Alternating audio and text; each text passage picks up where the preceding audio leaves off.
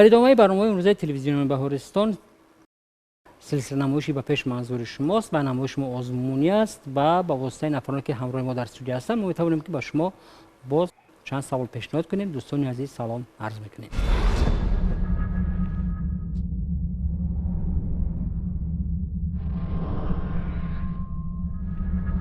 البته چند مدت است که نمایش ما پخش می شود و البته کلی بینندگان از قاعده هایی که در نمایش ما موجود است آگاهی دارند و امروز نیز نفرانی در نمایش ما هستند که از قاعده های نمایش ما باخبرند و به هر صورت من یک بار دیگر قاعده های نمایش رو برای شما پیش از آن که با شما شناس شویم یک بار دیگر قاعده های نمایش رو با شما یادرس می شوم. در نزد هر کدام شما 4 راهرو است و 4 راهرو 4 رنگ دارد. شما وابسته به درجه سوال ها می توانید که با سوال ها جواب درست گردانده یک زینه به پیش روید و نفری که در زینه اخیر قرار می گیرد و با یک سوال نهایی ما جواب درست می گرداند امکان پیدا می که در یکی از کورس های آموزشی مرکز تعلیمی قلم به طور رایگان شرکت ورزد. اینها قاعده عمومی نمایش هستند و دویر به هر دور باز قاعده خود را دارد که من در رفت نمایش به شما میفهمونم و من در آغاز میخواستم که شما خود را معرفی کنید و درباره خود حرف زنید. برآمد. من عزیزجانی محمدنظر خواننده مؤسسه تحصیلات میانه امید 124 نویای فیلسوفی باشم. من صنف 9 میباشم. من در وقت‌های خالگی بسیارتر به ورزش بوکس و فوتبال اشتراک میکنم و باز از فن‌های گومانیتری بسیارتر به من خیلی معقول میباشد که به مانندی زبان انگلیسی و زبان روسی و در آینده میخوام که ترجمانی کسبی شوم و در ملت خود صادقانه خدمت نمایم. من سلیم و گلبهار خواننده ای صنف 9 میباشم و من در مکتب مؤسسه تحصیلات میانه عمومی رقم 124 تحصیل میکنم و من در وقت خالگی به خواندن فن‌های شیمی بیولوژی مشغولم و من میخواهم که در آینده دکتر شوم. من گلف لطف‌الله خواننده صنف 10 مؤسسه تحصیلات میانه عمومی رقم 95 شهر وحدت باشم. من در وقت‌های خالگی با خواندن اثرهای بدیعی و درس‌های مکتبی مشغول می‌شوم و در درس‌های مکتبی و زیاتر با شاهمات و فوتبال شوق دارم و فوتبال رو تماشا می‌کنم. از نم شما بازی کردن می‌توانید؟ بازی هم با بچه‌ها در دهه می‌کنیم. شاهمات رو با همسلفان با دوستان در وقت‌های خالگی در درس‌های تربیت جسمانی. کتاب بسیار می‌خونید؟ وقتی خالگی یافتم می‌خونم. چقدر کتابم کتاب دوست داشته دارید؟ بله، کتاب دوست داشته من رابینزون کروزو میباشد. رابینزون کروزو در همون چند روز ماند؟ در آنجا 27 سال زیادتر از 27 سال ماند. بعد وقتی که یکی از همون کاپیتان های کشتی رو گروگان میگیرن و آورده در جزیره رابینزون کروزو میپرتیان. رابینزون آن رو آورده در جای خود نگاهبین میکنه، توبه میکنه. معلوم که خواندگی هستید. تشکر. ما باز در رفت نمایش باز وابسته به کتاب شد که برمیگردیم. من گلمراد آنازیه خواننده صنف 9 مؤسسه تحصیلات میانه عمومی رقم 124 میباشم. من در ورزش شوق زیاد دارم و شاهمات بازی و دویدن. من بسیارتر فن‌های دقیق، فن شیمی و بیولوژی را میپسندم. در مسابقه ورزشی اشتراک کردگی هستید؟ در داخل مؤسسه بله. ناحیوی؟ نه. خب. عزیز جان گلبهار لطف‌الله و نازیه امروز با ما قوه سنجی میکنید. در قسمت اول که در خانه‌چای کبود است ما با شما سوال پیشنهاد میکنیم و سوال ما 4 واریانت جواب دارد. یعنی شما جواب نمیگردانید بلکه رفته در خانه درکوری که شما گمان میکنید که یا که شما میدونید که جواب درست است رفته میستید. من 4 شخصیت رو نمبر میکنم. صدرالدین عینی، باباجان غفورов، نصرت الله مخصوم و میرزا ترسونزاده. کیو هستند؟ قهرمانان خلق تاجیک. قهرمانان تاجیکستان هستند. صدرالدین عینی واریانت یکم، باباجان غفورов واریانت دوم، نصرت الله مخصوم واریانت سوم و میرزا ترسونزاده واریانت چهارم. سوال 10 ثانیه فکر کنید و رفته در خانه درکوری ایستید. در واحد پولی 200 سومانی عکس کی جای داده شده است؟ وقت رفت. یکم ترسونزاده، دوم غفورov، سوم نصرت الله مخصوم و چهارم میرزا ترسونزاده. وقت به انجام رسید. خب لطفالله در 200 سامانه پول ملی جمهوری تاجیکستان رسمی قهرمان خلق تاجیک نصرتالله مقسوم درج یافت. مرحبا جواب درست. جواب درست است. به جای خود برمیگردیم و میگذاریم به سوال دوم. من 4 علم را نامبر میکنم، 4 فن را نامبر میکنم. گیولوژی، اکولوژی، زوولوژی و بوتانیکا. گیولوژی، دوم اکولوژی، سوم زوولوژی و چهارم بوتانیکا. سوال: کدام علم محیط زیست را می‌آموزد؟ 10 ثانیه وقت. کدام علم محیط زیست را می‌آموزد؟ خب همه جای خود را گرفتیم و عزیز جان من اصلا درباره علمی اکولوژی خیلی معلوماتی زیاد دارم که مثلا سال 1866 که ارنست گکل این فن رو به طوری کتابی گوییم آن رو کشف کرد، یعنی اختراع کشف نموده است، پیشنهاد نموده است و یعنی اساسور این فن این و اکولوژی از کلمه یونانی اکوس یعنی اویکوس یعنی باشیشگاه خانه عزیز محیط زیست می باشد و لوگوس علم درباره یعنی لوگوس علم است. بله. مثلا بوتانیکا نمیتواند که محیط زیست را آموزد. بوتانیکا علم است که درباره رستنی گویست. درباره رسانی ها. گیولوژی چی؟ گیولوژی این درباره زمین گیو زمین و لوگیا یعنی لوگوس علم درباره. خب مرا جواب درست. جواب شما درست است. چون به 2 سوال جواب درست گردانیدید، من هر 4 نفر شما رو یک زینه و پیش به دور دوم دعوت میکنم. مرحبا. بسیار خوب. در این دور اندک سوالات دشوار هستند. و با شما 20 ثانیه ما وقت میدیم که فکر کنید و در دوام 20 ثانیه میتوانید که با خلاصه بید و سپس به سوال ما جواب گردانید. و اگر در همین دور اگر نفری از شما به سوالی که با او پیشنهاد میشه جواب درست دادن نتواند دیگر نفری از شما داند، پس ما امکان میدیم که دیگر نفری جواب داده غالب این دور شود. یعنی از دیگران شاید که پیشتر یک زینه به پیش گذرد. من از نازیه سر میکنم. شما به ورزش شفق دارید؟ به شахмат، به دویدن؟ به ششکه به دویدن. دویدن به کدام نوع ورزش داخل می شود؟ دویدن به ورزشی؟ ورزش سبک. ورزش سبک داخل می شود. سوال نازیه 20 ثانیه فکر کنید. چهاربینی کلانترین ورزشی را در دنیا چه مینامند؟ 20 ثانیه وقت. چهاربینی کلانترین ورزشی در دنیا چی است؟ حالا سوال فقط به نازیه است. المپیادا. درست؟ بله جمع آمد می شود. در آن اشتراک کردم. المپیادا می نامم. چگونه چهاربینی است؟ خوب گفتیم که کلانترین. باز چه معلومات دارید؟ کلانترین این فوتبال می باشد. نه البته شما درباره المپیادا گفتید که چهاربینی کلانترین است. المپیادا می. شاید در چند وقت یک مرتبه برگزار می‌گردد؟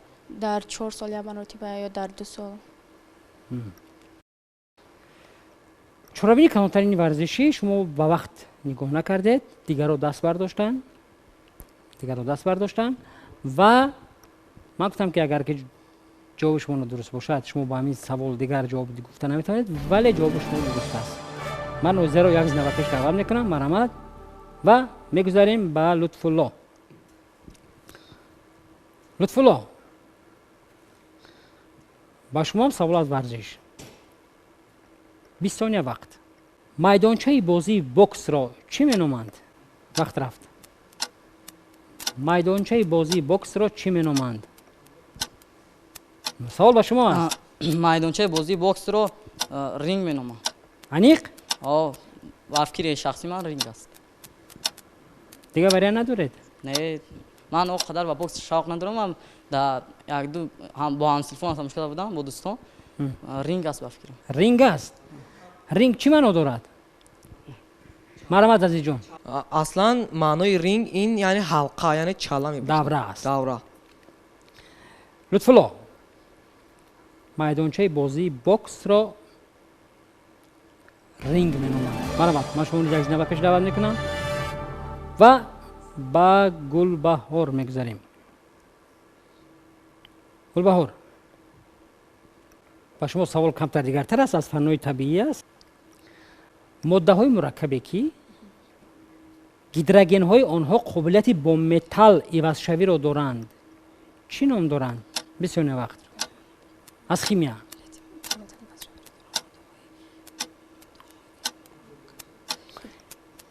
ماده های مرکبی که گیدروژن آنها قابلیت با متال عوض شوی دارد. ماده های مرکب باشد؟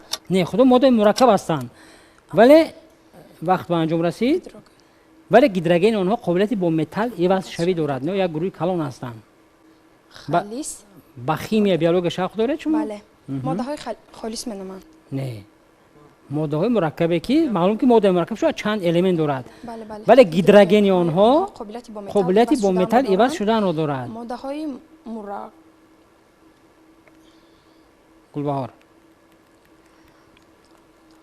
نیست؟ فراموش کردید؟ عزیز جان، شاید این کیسلاتا باشد. ماده های مرکبی که گیدروژن آنها قابلیتی با متال عوض شوی را دارد نام دارد کیسلاتا. مرحبا عزیز جان، از نوبت پیش.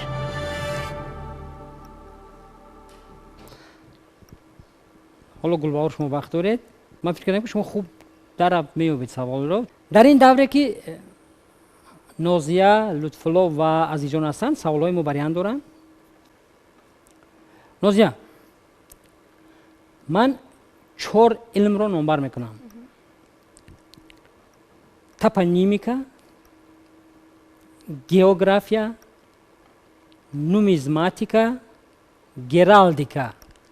توپونیمیکا، گئوگرافیا، نومیزماتیکا و گرالدیکا. سوال: علمی که نام های گئوگرافی قانونیت های پیدایش آنها را می‌آموزد چی نام دارد؟ 30 ثانیه وقت. توپونیمیکا واریانت ها: گئوگرافیا، نومیزماتیکا و گرالدیکا.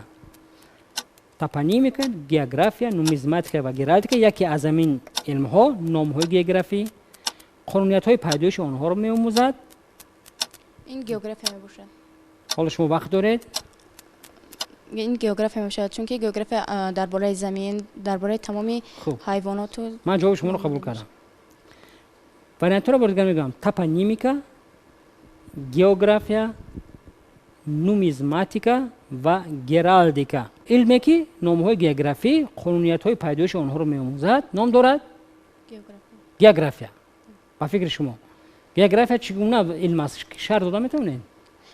گئوگرافی از کلمه یونانی گرفته شده باشد. گئو زمین، گراف کره شکلی زمین میباشد، یعنی درباره تمام موجوداتی که در روی زمین پیدا شده است. این از گئوگرافی سرچشمه میگیرد. ولی اینجا ما گفتیم که علمی که نام های گئوگرافی و قانونیت های پیدایش آنها را می‌آموزد. گئوگرافیا. مرحبا عزیز جان. شاید این نومیزماتیکا باشد. خب من برای شما را هم قبول کردم. علمی که نام های گئوگرافی قانونیت های پیدایش آنها را می‌آموزد نام دارد توپونیمیکا. جواب شما درست بود. و سوال با لطفالله. حیوان خیلی جالب است، نام دارد 8 پا. شنیده هستید؟ اسمیناگ. بله. 8 پا. سوال: 8 پا چند دل دارد؟ واریانت ها 1 2 3 4. وقت رفت. 8 پا چند دل دارد؟ 1 2 3 یا 4.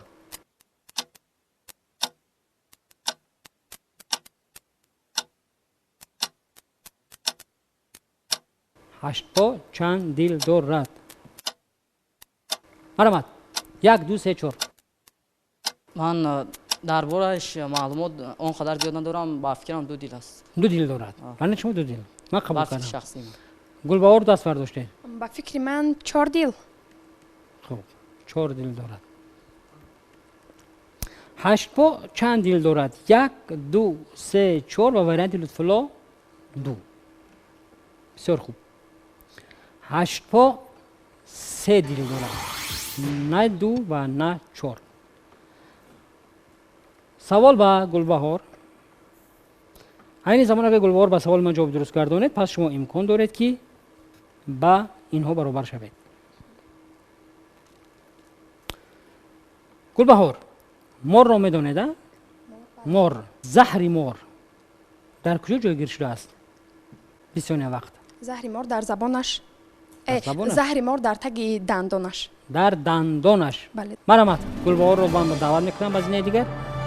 عزیز جان 4 اسباب رو نمبر میکنم.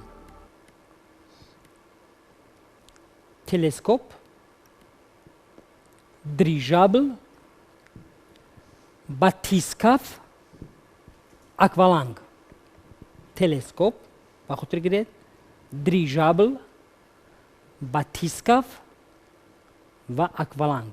سوال: قاری آب را با کدام اسباب میسنجند؟ 30 ثانیه وقت. تلسکوپ، دریژابل، باتیسکاف یا اکوالانگ.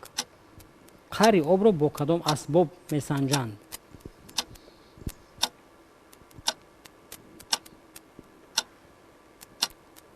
وریانت های ما تلسکوپ، دریژابل، باتیسکاف و اکوالانگ.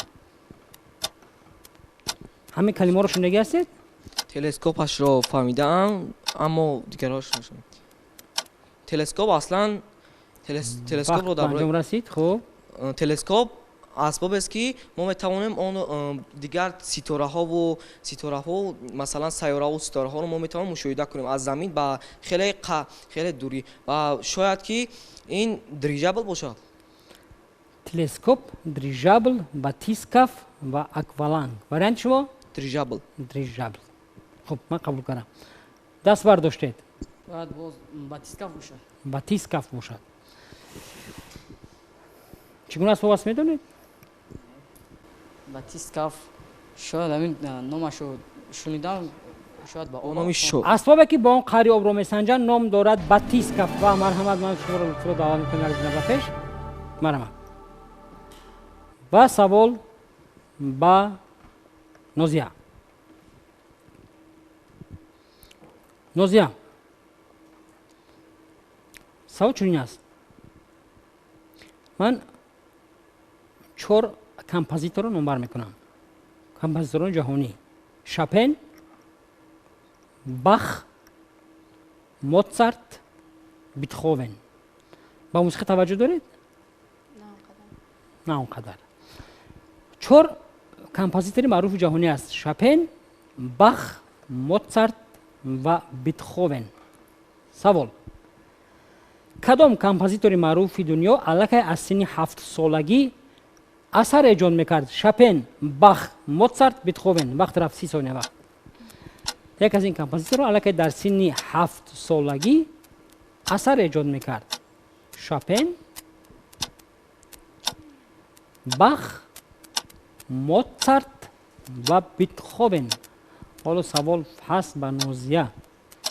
وقت دارید که فکر کنید. 4 کمپوزیتور جهانی: شاپن اگر شنیده باشید، باخ، موزارت و بیتهوون. با فکر من این بیتهوون میباشد. وقت به انجام رسید.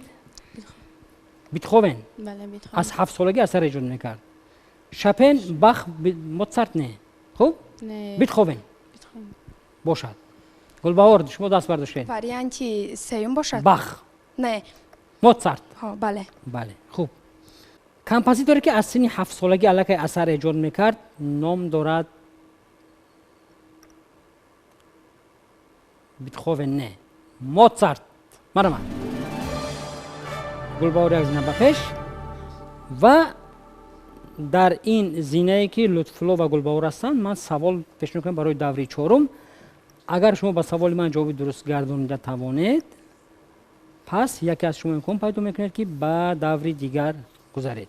شما 40 ثانیه هر دو شما فکر دارید، وقت دارید که فکر کنید. ولی اگر که جو کسی جواب داد پس میتواند که دست بردارد. در این صورت من میپرسم: انسان کاملا صحت است، وفات نکرده است، معیوب هم نیست، اما او رو در روی دست از بیمارخانه می‌دارند. مرحمت فرمایید. طفل میباشد. وقتی که طفل تولد میشود اون بیمار نیست، معیوب نیست. وقتی که اون خودش رو گشته نمیتواند که طفل وقتی به دنیا میاد طفل رو از بیمارخانه در روی دست میبرند. نوزاد. نوزاد یعنی طفل. مرحمت. گذارید. لطفاً در این دور سوال آسان نیست. درباره کشورهای عالم معلومات دارید؟ کشورهای عالم ولی معلومات دارم. کشورهای کلانترین. کشورهای کلانترین از هم کلانترین فدراسیای روسیه، دوم کانادا باشه. کشورهای خردترین. خردترین از هم خردش میدونم که واتیکان است. دیگرش نمیدونید؟ نه واتیکان خردترین نشون خدا معلومات دارم، از هم خردترین واتیکان است که دولت خردترین اما خودش صاحب استقلال نیست و تابع دیگر کشورهای باشه. من به شما سوال میدم که برای دارد، من کار شما رو سابق میکنم، ولی 1 دقیقه وقت میدم فکر کنید. هیئت ارکستری ملی یکی از دولت ها از شماره سربازانش زیاد می باشد. واریانت ها: لوکسمبورگ، چین، موناکو، لیختنشتین. سوال: هیئت ارکستری ملی یکی از این دولت ها از شماره سربازانش از ارمیش از ارتشش زیاد می باشد. واریانت ها: لوکسمبورگ، چین، موناکو، لیختنشتین. 1 دقیقه وقت. برای هم بار دیگر تکرار کنم. هیئت ارکستری ملی یکی از این دولت ها از شماره سربازانش زیاد می باشند. کدام دولت باشد؟ لوکسمبورگ، چین، موناکو یا لیختنشتین.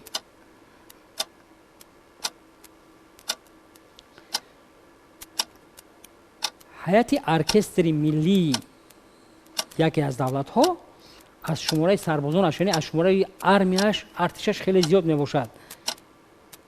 لوکسمبورگ، چین، موناکو و لیختنشتین.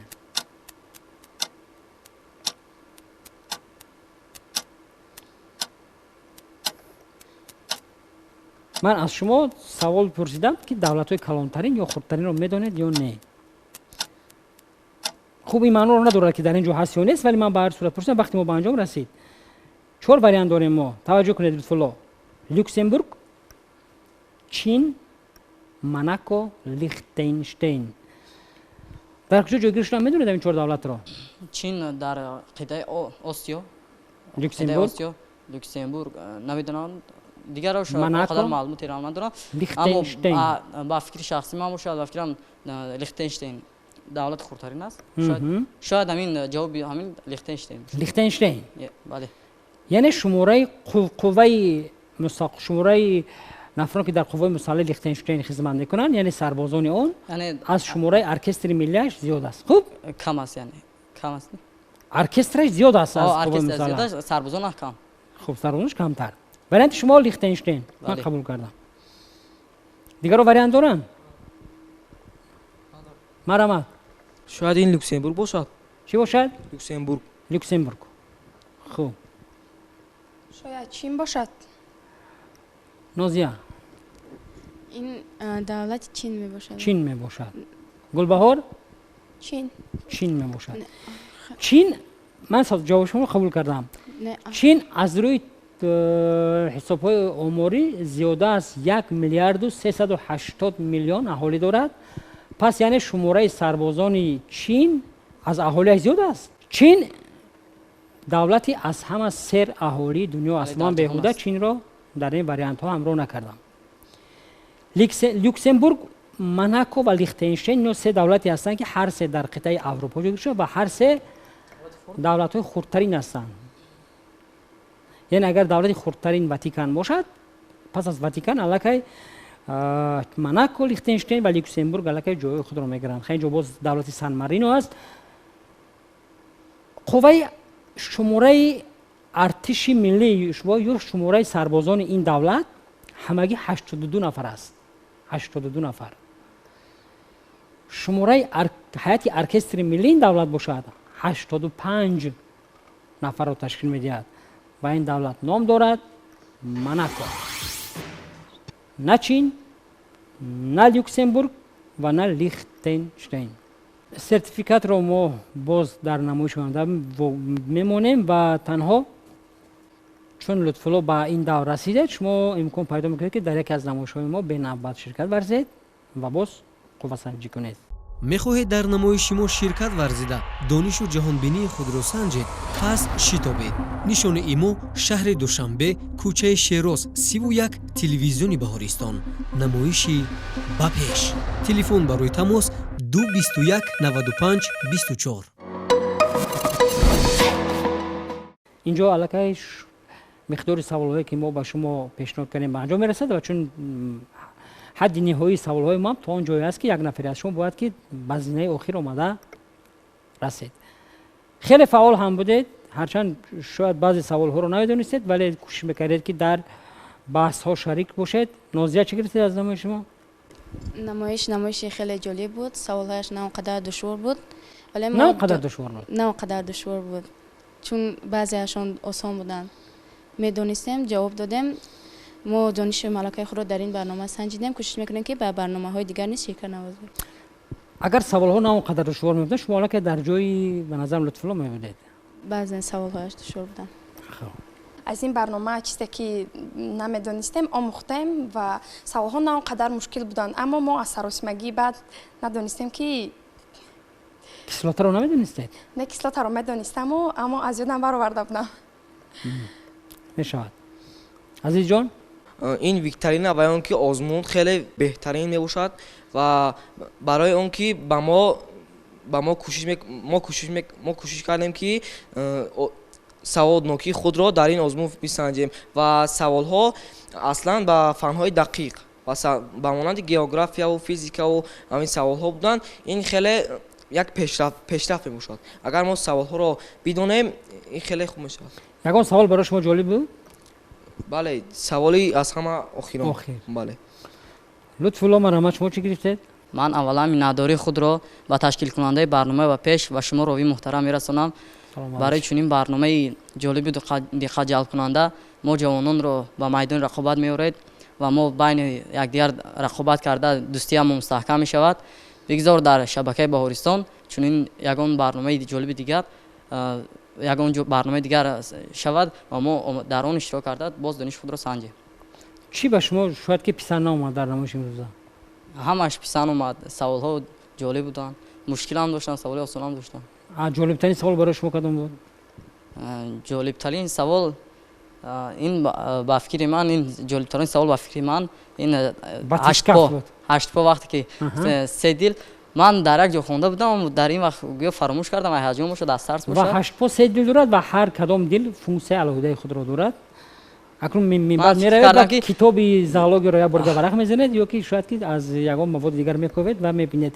аслан мақсади мо ҳам ҳамин гуна аст ки яъне ба шумо як ангезише диҳем ки шояд ки барои баъзе саволҳоро мустақилона кобед, ёбед ва хонед. мо шахсан аз иштироки шумо миннатдор ҳастем. маълум ки ҷустуҷӯ мекунед, но бас аз он ки ба баъзе саволҳои мо ҷавоби дуруст нагардонидед, вале ба ҳар сурат маълум аст ки нафароне ҳастед ки ҷустуҷӯкор ҳастед ва дар оянда шумо имкон доред ки боз ҳам бештар омӯзед ва донишу маҳорати худро сайқал диҳед. ва мо низ ҳамин гуна нафаронро пайваста дар намоиш интизор ҳастем ва яъне агар шумо низ хоҳед ки ба мисли шучун намоиши имрӯзаи мо дониш, маҳорат, малака ва зиракии ҷомеаи худро санҷед, пас намоиши мо манзури шумо аст. дӯстон азиз, инҷо шумораи навбатӣ озмуни телевизиони ба пеш ба анҷом мерасад. то боздид.